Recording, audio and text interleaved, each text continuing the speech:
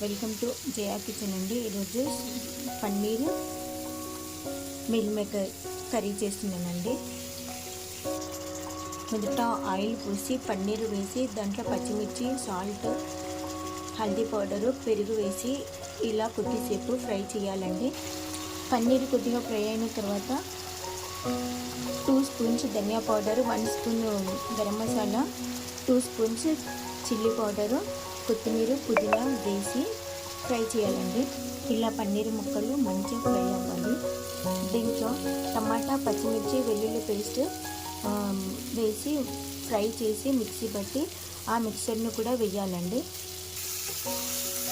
మంచిగా కొద్దిగా వాటర్ వేయాలి. ఇలా కుక్ అవుతున్న పన్నీర్లో గుప్పెడు జీడిపప్పు వేయాలండి.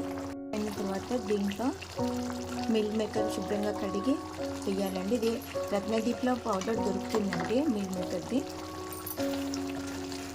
సిమ్లో పెట్టి కొద్దిసేపు కుక్ చేయాలండి. పన్నీర్ కర్రీ రెడీ అండి. For watching.